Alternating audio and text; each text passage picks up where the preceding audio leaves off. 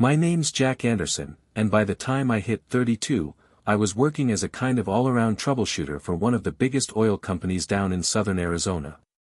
My main base was in Tucson, Texas, but I ended up traveling all over the country and even overseas from time to time. My boss, who took me on right after college, had me handling all sorts of tasks for him and the company. Growing up, it was just me, my mom, and my sister Rachel. I finished high school and went straight into a full-time job to help keep things afloat at home. My dad, who wasn't worth much in the end, took off a month after Rachel was born. I was 7 back then, and we never heard a peep from him again. Mom managed to put food on the table and clothes on our backs, but there was never any extra cash. I started working part-time at 15 and didn't stop. Well, except right now, but that's a story I'll get to later. Standing 6 feet 2 inches and weighing in around 200 pounds, I was big for my age. By 17, if I kept my voice down, folks thought I was 26, and that's how I landed my first gig out in the oil fields. My first boss, Tom, probably knew I wasn't 26, but he understood my situation and gave me a chance anyway. He didn't let me get on the rig floor, but there was still plenty he had me doing. I was the guy doing all the grunt work, rolling drill pipes, hauling bags of drilling mud to the mixer, keeping water levels up in the basins, and anything else that came up. I worked evenings, from 7 to 11 p.m., so I could go to school during the day. Once I graduated, I went full-time as a roughneck, working right there on the rig floor. By that point, I'd hit 6 feet 3 inches and put on another 45 pounds, so I had the muscle to handle the work. After 2 solid years as a roughneck, my mom's friend Luke stepped in, saying it was time I moved up to become a driller. The pay was better, and the job didn't tear up your body the way roughneck work did. Luke, who was around 51 by then, had been drilling for 26 years. His face was deeply lined from all those years out in the elements, and his hands had seen plenty of rough days. He walked with a stoop and a limp, thanks to an accident on a rig about 16 years earlier, and looked like he'd been through the ringer more than once. I worked the day shift but stayed late, learning everything I could from Luke. After nearly a year of his mentorship, I got my first shot at a driller position. The toughest part of drilling, once you had the technical stuff down, was handling your crew. Roughnecks are an independent bunch who need to respect you before they'll put in the effort. My first go-round as a driller, I was the youngest on a crew of older guys, barely 26 myself. Starting out, I had to take the night shift, working from 11 p.m. to 7 a.m. One of my guys, Mike, was a seasoned roughneck, 31 years old, and he wasn't exactly thrilled to be working under some young punk. When he tried pushing back, I told him he could either get to work or get off the rig. It escalated, and before I knew it, words were flying, and we were about to throw down. The rest of the crew had to step in and break it up. I held my own, but if it had gone on much longer, he'd have wiped the floor with me. The tool pusher, the head guy on the rig, sent Mike home and docked his pay for fighting. Normally, a fight on the rig would get both guys fired, but firing Mike meant letting me go too, and they were short on night drillers. So, we both kept our jobs. The next night, I waited for Mike before the shift started. As soon as he stepped out of his truck, I let him know we had unfinished business to settle before heading in. We went behind the tool trailer, and he knocked me down 3 times, but I kept getting back up, ready for more. Finally, he held his hands up and said, "Enough. I'm worried I'll break my hands on your face and won't be able to work. You and me, Jack, let's get to work." Standing up to Mike earned me the crew's respect, and I didn't have any more trouble from them. Word must have spread, too, because the other crews never gave me a hard time after that. Months later, Mike found out where I was drilling a well and actually came to work for me again.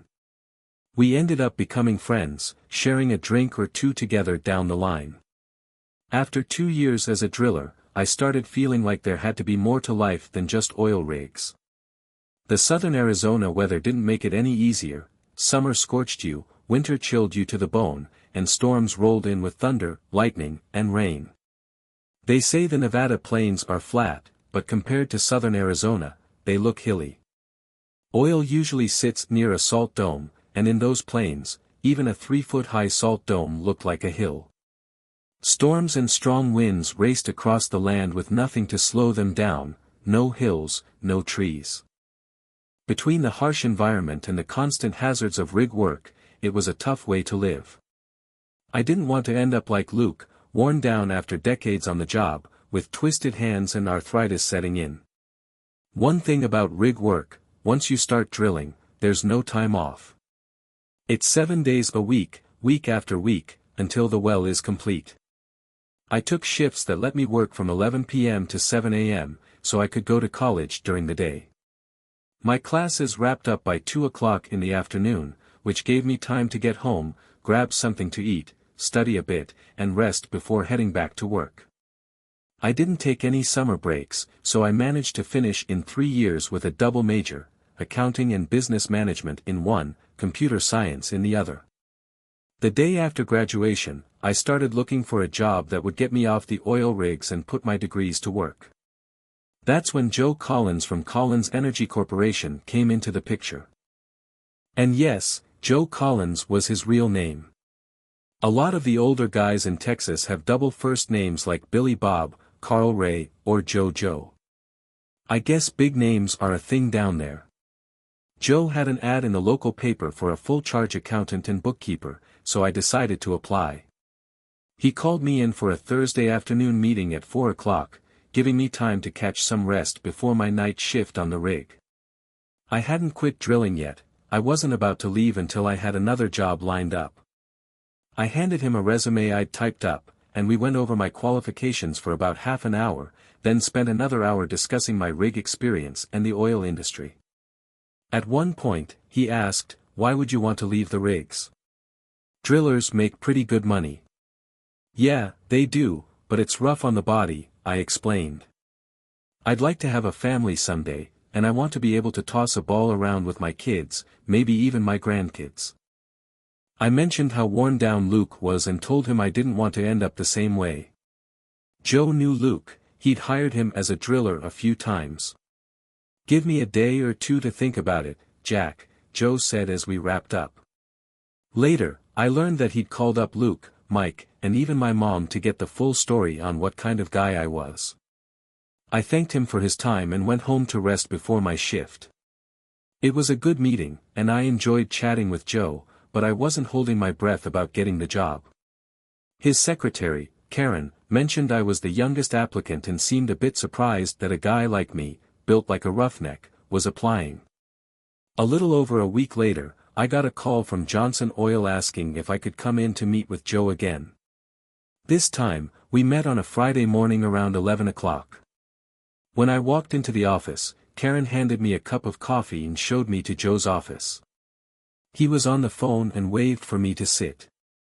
After he hung up, he smiled and said, "If you're still interested, Jack, I'm offering you the accountant position."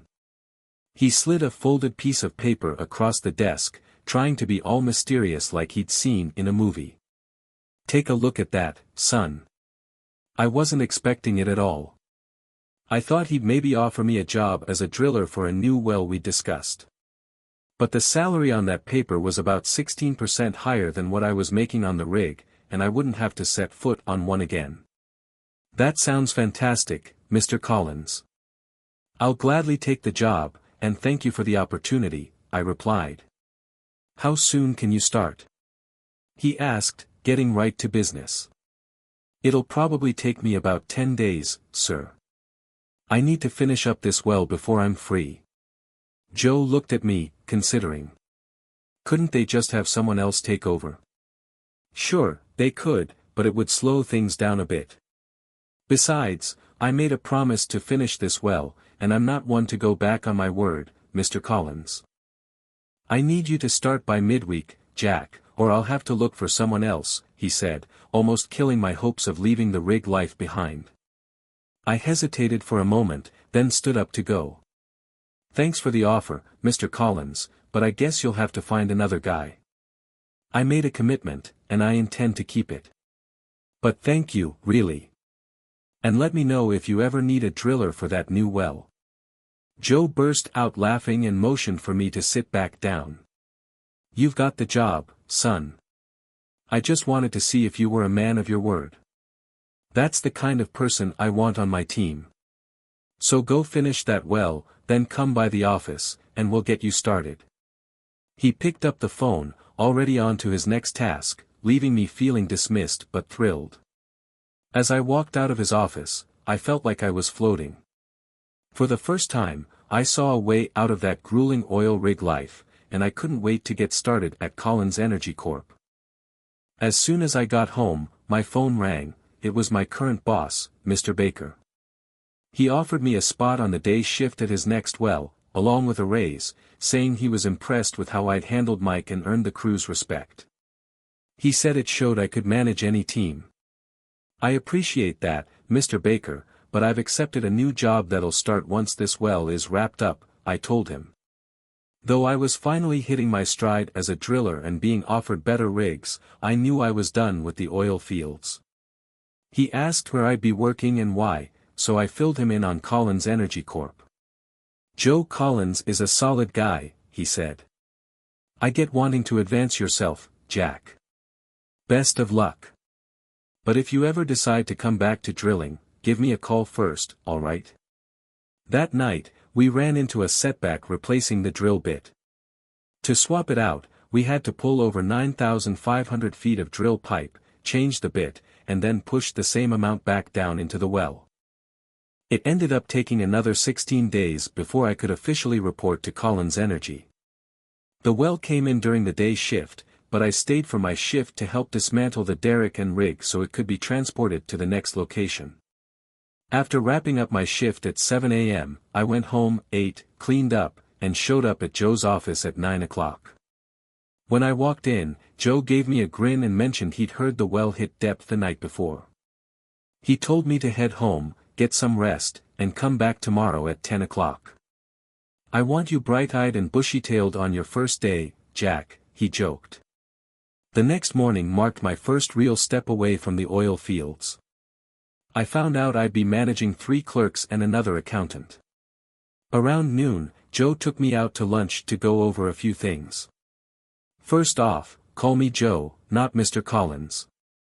That's my dad's name," he chuckled. Then he got serious. "I had a number of people I could have hired for this role, most of them with more experience than you. Do you know why I chose you? I figured I'd lighten the mood a bit. Because I'm handsome, and you wanted to spruce up the place?" I joked. He laughed so hard he nearly fell out of his chair. "Well, that's part of it," he said, still chuckling. "But the main reason is that you know the oil business from the ground up. You've worked on the rigs, you know what it takes to bring a well in. To you, it's more than just numbers on a sheet. I need someone I can trust to look at reports and decide if a well's worth the investment or if we should just cap it and move on. And you'll know if a tool pusher or driller is telling the truth or not. Your field experience makes all the difference," he said with a smile.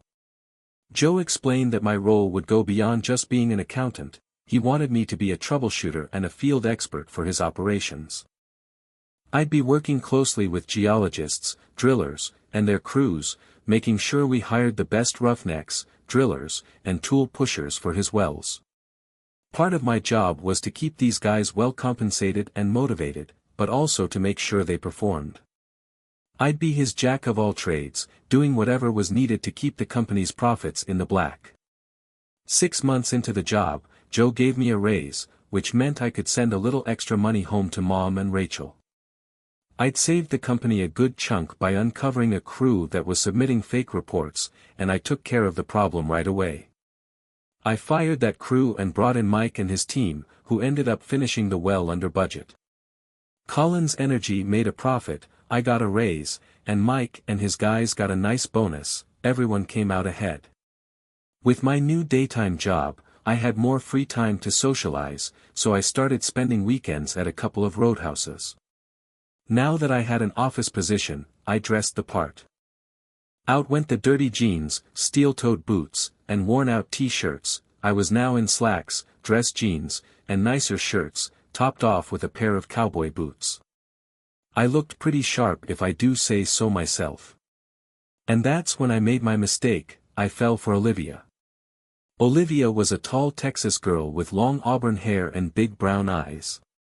At about 5 feet 10 inches, she was just the right height to match my frame, and when we danced, I felt like I might be falling in love. We hit it off right away and became an item. Olivia didn't work, she lived off a small trust fund and loved partying late into the night. At first, it didn't bother me, but once my job started requiring me to travel every few weeks, she continued going out even when I was gone. I tried not to think much of it until one night, I got back from a trip early and found her cozying up to some cowboy in a booth at the roadhouse. She was shocked when I slid into the booth across from them. The guy, a young cowboy around 26, had his hand high up on her side. She looked up, startled, and said, "Oh my God, Jack, I thought you were still away." The cowboy seemed just as surprised. "Why do people always say dumb things when they get caught?" I asked, shaking my head. "Of course, you thought I was gone, otherwise, you wouldn't be here with Chris, right?" She tried to brush it off, claiming she'd just bumped into Chris and that he was dating her cousin. I wasn't buying it. After a few heated words, I reached for the gold nugget necklace I'd given her, the only thing my dad ever left me. I'd given it to her as a kind of pre-engagement gift, but clearly, she wasn't serious about that level of commitment. She looked stunned as I took it off her neck, and Chris made a move like he wanted to step in. I shot him a look that told him he didn't want any part of this. A few blocks from the bar, my phone buzzed. It was Olivia, begging me to come back so we could talk things over. She claimed her cousin had left her, and she didn't have a ride. But I was done. I told her to get Chris to take her home and not to call me again. Of course, that wasn't the last I heard from Olivia. Being young and dumb, I ended up giving her another chance. I didn't really believe her story, but I convinced myself I was in love and didn't want to end things. That was the first time she lied to me. 6 months later, while I was away on another business trip, friends told me she'd been out dancing every night I was gone. I tried to let it slide, but there's a saying, those who don't learn from their mistakes are bound to repeat them. That was definitely true for me. After our last argument over her going out, she said something that took me off guard. She told me, if we were married, I wouldn't need to go out, I'd stay home and wait for you. Looking back, I see how naive I was, but at the time, it sounded like a good enough reason. So, we got engaged and quickly tied the knot. Our wedding was small, but the reception was huge, held at the same roadhouse where we'd met. We went to Denver for our honeymoon, staying in a hotel right along the Riverwalk. We spent most of our time exploring each other rather than sightseeing, and I'd say we both enjoyed ourselves. After we got back from the honeymoon, I returned to work, and fortunately, there wasn't any travel lined up for a couple of months. But eventually, I had to go on a 6-day trip out to Nevada. When I returned, Olivia tried to make up for lost time. The next morning over breakfast, I casually asked what she'd been up to while I was away. I wasn't thrilled to hear she'd gone out dancing 3 out of the 6 nights, including the first night I was gone. That led to our first real argument as a married couple. She couldn't understand why it was an issue for her to go out when I wasn't around. "When we're together, I don't mind you dancing with other guys," I told her. "But it's different when I'm not there. Remember what happened before we got married? All the trouble that came up because of your dancing when I wasn't with you?" "I don't see the big deal," she replied. "Why is it a problem now? You're a married woman, Olivia. You shouldn't be out dancing without your husband there. When I'm with you, I can keep an eye on things and be there to look out for you. I'd prefer it if you didn't go out alone while I'm away." Eventually, she seemed to get where I was coming from, and after that, she didn't go out without me for the next 1.5 years. During that time, my travel lessened, and for the trips I did have to take, Olivia was able to come along. We treated those trips like mini vacations, or little honeymoons, and things were good between us. Then, right before our second anniversary, I had to take a 6-day trip down to Mexico. It was for work, but the timing meant we'd have to put off our anniversary plans. She wasn't happy about it, and since I'd be in the jungle far from any town, she couldn't come along this time. We ended up arguing over it. She didn't understand that I couldn't just tell my boss I wasn't going. Olivia had never held a job in her life and didn't quite grasp the responsibilities that come with one. Eventually, we both calmed down, and we tried to make up for the time I'd be away in the days leading up to my departure.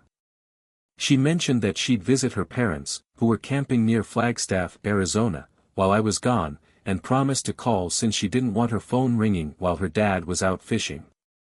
True to her word, she called me the first night I was in Mexico, just to check in and make sure I'd arrived safely. She kept in touch every day, which put me at ease. Most of the calls were her telling me how much she missed me and couldn't wait for me to get home. When I returned, we hardly left each other's side. She said she'd spent the entire time with her parents at the lake, and we settled back into our routine.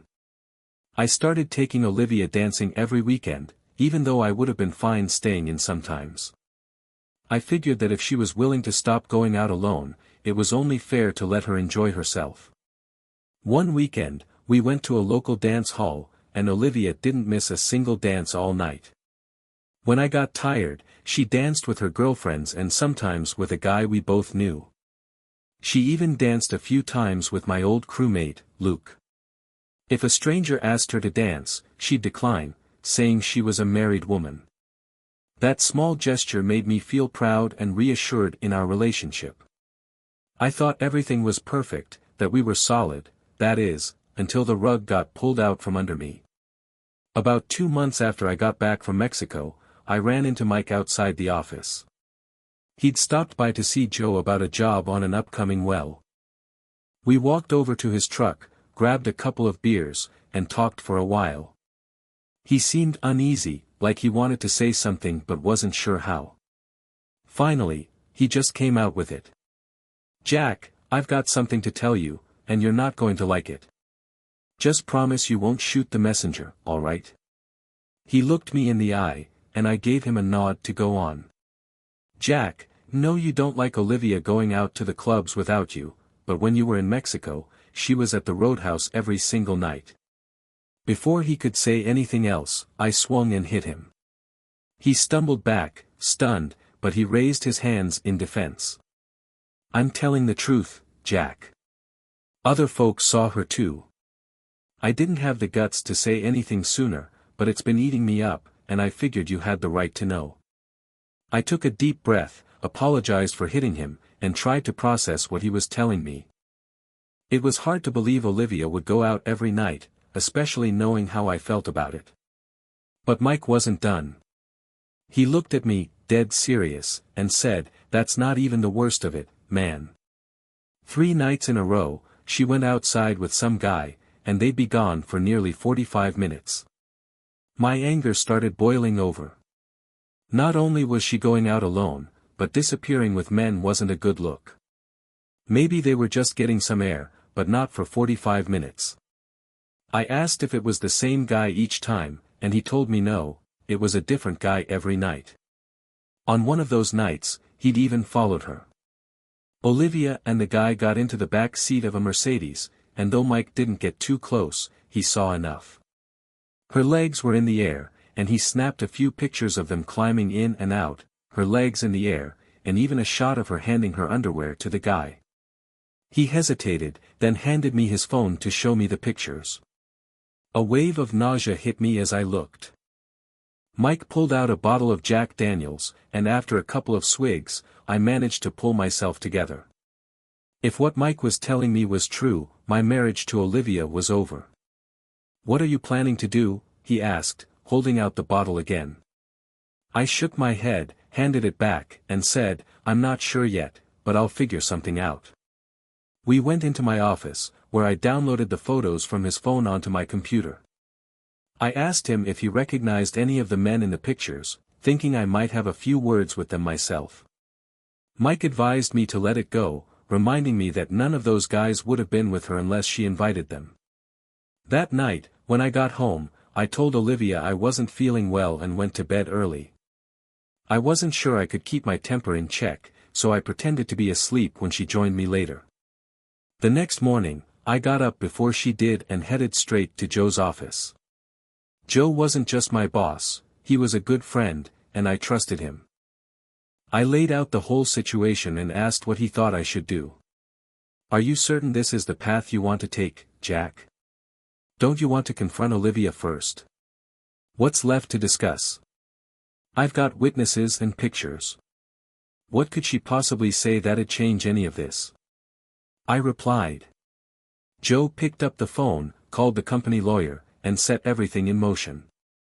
By the end of the day, I had divorce papers and printed out copies of the photos for Olivia to sign. When I got home early, she looked surprised, but I told her I had to head to Nevada for a couple of days. She helped me pack and even hinted at a quickie before I left. I shook my head and walked out, not caring about the hurt look on her face when I didn't kiss her goodbye. That night, I parked outside our house and waited. Olivia came home around 2 a.m., and I was ready. She was alone, which was probably for the best because I wasn't sure I could hold back if she'd brought someone with her. She locked the door behind her and went into the kitchen, flipping on the light. When she turned around with a beer in hand, she noticed the photos I'd laid out on the table. Her hair was a mess, her clothes wrinkled, and the shock on her face said it all. She slumped down into a chair, looking utterly defeated. "Oh God, no," she whispered, staring at the photos. Then she glanced up and saw me standing in the doorway. "It's not what it looks like," she stammered, her voice trembling. I cut her off right there. "Oh, it's exactly what it looks like, Olivia. That's my wife, supposedly spending time with her parents, out at the roadhouse instead. That's my wife climbing into the back seat of some guy's car. Those are my wife's legs in the air and her handing over her panties. Did I miss anything? Forget to mention something?" As I spoke, I felt my anger boiling over. I threw my beer bottle against the wall, watching it shatter, glass and foam spraying everywhere. Olivia flinched, barely managing to say, "You were gone, and I was lonely. It just, sort of happened. I'm sorry. It just happened." Really? I couldn't believe she was pulling out that worn-out excuse. "So it happened just because I was gone? Don't even try that with me, Olivia. I was only gone one night before you started your little romance. One night. Not a week, not a month, just one night. And you know what? I know about at least 2 other guys. How many more have there been? Did they just happen, too?" Her face went pale as she realized I wasn't about to let her talk her way out of this. I turned, went to the bedroom, grabbed the 2 suitcases I'd packed while waiting for her to come home, and headed for my truck. "Where are you going? Please, stay and talk to me. We can work this out." "It didn't mean anything," she pleaded. I looked at her, my patience completely drained. "You didn't even wait 16 hours after I left before you started planning this fling. How lonely could you possibly have been in that short amount of time? You were already planning it before I even walked out the door. Don't waste your breath trying to convince me otherwise." She kept trying, claiming she hadn't planned anything and that she'd just gone out for a drive and ended up at the roadhouse. I shook my head, my jaw tight. "Prove it, Olivia. Show me one thing that'll make me believe you're telling the truth, and I'll unpack, stay, and we'll try to work this out." She hesitated, her gaze dropping. That's when I knew. I looked at her with pure disgust and asked, "Are you even still wearing your panties, or did you give those to the guy you were with tonight?" She slumped down in the chair, putting her face in her hands. I tossed the divorce papers onto the table and told her to sign them and send them to my lawyer. "I've been more than fair, Olivia. We'll split what's in the bank. You can keep the furniture and your car. I don't care where you go, but I'm out. And I suggest you sign those papers. If you contest the divorce, it won't end well for you, and you know it. The courts around here don't go easy on cheating wives. It might not be fair or polite, but that's just the way it is. For a while, I stayed at Mike's place. That first week away from Olivia was brutal. The anger and hurt felt fresh, but I couldn't help missing her too. She called every few hours, leaving messages on my cell and calling the office multiple times a day. The first time, I told her to leave me alone and just sign the papers. After that, I stopped picking up her calls altogether and eventually got myself a new phone. Joe even had to get me a separate line at work so she'd stop harassing me there. Olivia took to waiting outside the office, hoping to catch me in person.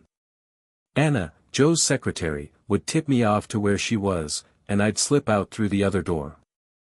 I knew it was the coward's way out, but I wasn't sure I could trust myself to keep it together if I had to face her. Eventually, I hit my breaking point. I told Joe I needed a break, so I took 2 weeks off and headed out to visit some of our wells in northern Texas and Nevada. When I returned, Anna handed me an envelope from Olivia. I was about to toss it in the trash, but Anna stopped me. "You might want to read it," she said firmly. In the letter, Olivia promised that if I gave her 30 minutes to talk, she would sign the divorce papers if I still wanted her to afterward. Reluctantly, I agreed to meet her at my lawyer's office, thinking it might finally close this chapter for good. That Friday at 2 p.m., I walked into the conference room where Olivia sat with the divorce papers laid out in front of her. My lawyer was present as a witness. I slid the papers toward her and said, "Sign them, Olivia." "But you said you'd give me 30 minutes, she pleaded. "I don't trust you," I replied. "You could use the time to talk and still refuse to sign, putting us right back where we started. Please, Jack. Just talk to me, and if you still want the divorce, I'll sign." She looked desperate. I shook my head. "Promises don't mean much coming from you, Olivia. You promised you'd quit going out when I wasn't there, and look how that turned out. Just sign the papers, and if I change my mind, we can tear them up." Finally, she signed. My lawyer notarized them, then left the room to give us a few minutes alone. For the next 15 minutes, Olivia poured her heart out. She admitted she'd been angry that I went to Mexico on our anniversary, and going to the roadhouse was her way of getting back at me. She claimed too much alcohol led to her ending up with those guys in the car and that it didn't mean anything, it was just a fling. She insisted I was the only one she truly loved. I let her talk, saying nothing as she rattled through her excuses. When she finally fell silent, I looked her in the eye and asked, "Are you finished? Got everything off your chest?" She nodded, tears streaming down her face. "All right, now it's my turn," I said quietly. "Before we got married, was Chris in that booth with you just a friendly hug? And what about all those other nights I was away? Did they just happen, too?" I kept my voice steady, remembering my mom's advice, yelling only makes people defensive. If you want them to listen, you keep calm. If it was just a mistake, Olivia, then why did you keep going back every time I was gone? You've destroyed everything I cared about with your mistake. You wrecked our marriage, and while maybe I could forgive, I'll never be able to forget. Every time you don't answer your phone or take too long running an errand, I'll be wondering who you're really with. I'll always worry you're back at some dance hall with another guy. I paused to collect myself. You've wrecked my life, Olivia. I can't stay in Tucson because every corner of this town reminds me of you. And you've taken something from me that I may never get back. You've destroyed any chance I have of truly loving someone else. I feel dead inside, and I don't think I'll ever be able to let someone close to me again, not after this." By then, Olivia was crying heavily, her head lowered. I stood up, looked at her one last time, and said, "I wish you the best, but I hope you find whatever it is you're looking for, just not with me. Go to hell, Olivia." I walked out, leaving her sobbing in the conference room. After that, I knew it was time to leave Tucson for good. Joe tried to convince me to stay, but he understood why I couldn't. He wished me well, saying I'd always have a place there, and handed me my final paycheck with a firm handshake. Anna hugged me, kissed me on the cheek, and made me promise to take care of myself. After saying goodbye to Mike and Luke, I packed up my truck and set off. I made a quick stop at my mom's place to leave some cash for her and Rachel. They already knew what had happened with Olivia, so they didn't try to talk me into staying. My mom just hugged me, kissed my cheek, and said, "Running away won't fix everything, Jack, but maybe putting some distance will bring you a bit of peace. Remember, we're here when you're ready." With that, I pointed my truck west and started driving, no real destination in mind, just the urge to get away and clear my head. Joe's last paycheck would keep me going for a few months. I stopped in Santa Fe, New Mexico, then Sedona, Arizona, spending a few days in each place to unwind. Eventually, I found myself drawn to the Florida coastline, thinking a little sun and sea might help me start fresh. When I finally reached the Florida coast and laid eyes on the Atlantic Ocean, I was in awe. Pictures and movies didn't do it justice. I spent 2 weeks there, watching the waves roll in, soaking up the sunshine, and, I admit, taking in the sight of beachgoers in their bikinis. Even though I was resolved to stay away from emotional ties, I couldn't help but enjoy the view. Out of the blue one day, Joe called to let me know the divorce was finalized. I was officially a free man. I hadn't realized it until that moment, but hearing the news felt like a weight lifting off my shoulders. For the first time in months, I felt like I could finally start piecing my life back together. While I was still in Florida, I met a few folks through Joe's connections and ended up with a job inspecting and maintaining wells. It wasn't anything like drilling or roughnecking, just regular checks and preventive maintenance. I figured it was smart to keep some money coming in rather than just living off my last paycheck from Collins Energy Corporation. Southern Florida was beautiful, with friendly people, warm weather, and a laid-back atmosphere. But no matter how much I tried to settle in, it just wasn't Texas. Something about Texas kept tugging me back. After a few months of trying to make Florida work, I finally decided it was time to head home. I took my time on the road, stopping to enjoy some sights I'd never gotten around to seeing. I made a detour to the Grand Canyon, spending 4 days exploring. I even hiked down to Phantom Ranch and back up the next day, a grueling hike, but worth every step. Eventually, I rolled into Reno, Nevada, just for the fun of it. Joe had always talked about Laughlin, so I figured I'd check it out, unwind a little, and maybe test my luck. I spent a couple of days bouncing between casinos, watching floor shows, and trying my hand at a bit of Texas Hold'em. To my surprise, I ended up winning a small tournament, which qualified me for a larger one starting the next night. The big tournament had a $500 buy-in with a hefty $10,000 prize for first place. I didn't expect to win, but I figured if I could make it to the final 20, I'd at least get my buy-in back with a little extra. Turns out, all those card games on the oil rigs paid off. I didn't snag first place, but I finished in third, taking home a $3,000 prize. The casino wanted a photo with the top 3 finishers and the casino manager. And that's when I hit the real jackpot. It turns out the manager was an old buddy of mine, Tom Stevens. After the photo, Tom invited me to dinner, and we spent the night catching up. He asked what I'd been up to, so I told him about my journey from the oil rigs to Collins Energy, my whirlwind marriage to Olivia, and the fallout that followed. Tom was a good listener, and by the time I wrapped up my story over a couple of Jack Daniels, I wasn't fit to drive. He got me a room at the casino's hotel, sending me off with a toast to Olivia's eternal suffering. It was good to have a friend like Tom. The next day, we met for brunch, and Tom asked what I planned to do next. Honestly, Tom, I haven't thought that far ahead. I've been moving from place to place, but it's starting to wear on me. He nodded. You can't keep living out of a suitcase, Jack. It's fine for a vacation, but you need more than that. After a couple of drinks, Tom set me up with a couple of friends of his for dinner, just some good company, no strings attached. It was refreshing to enjoy a night out with laughter and conversation, without any expectations. The next morning, Tom pulled me aside. "Listen, man, what are you really doing? The Jack I know wouldn't run away. You'd stick around and show her exactly what she threw away." He sounded just like my mom, who'd reminded me that running never solves anything. That talk with Tom hit home, and by the end of breakfast, I'd made up my mind. I was going back to Texas. I'd either work things out with Joe at Collins Energy or start fresh somewhere else, but I was done with running. After a few long drives and plenty of reflection, I found myself back in Tucson and went straight to my mom's house.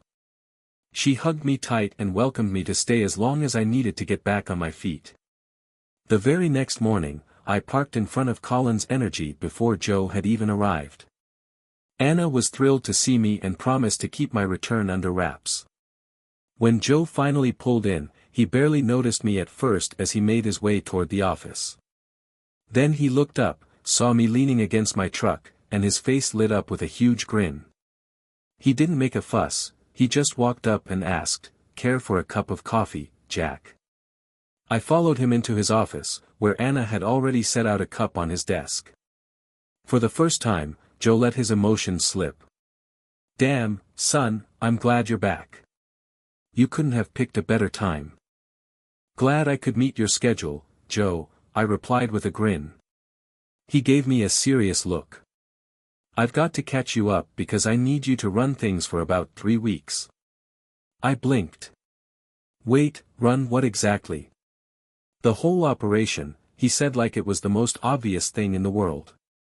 "I'm getting married next month, and I'm not taking the company with me on my honeymoon." "You're getting married?" I asked, caught off guard. He laughed at my expression. "Yep, to Linda Davis. She's a widow who used to run the cafe on Main Street.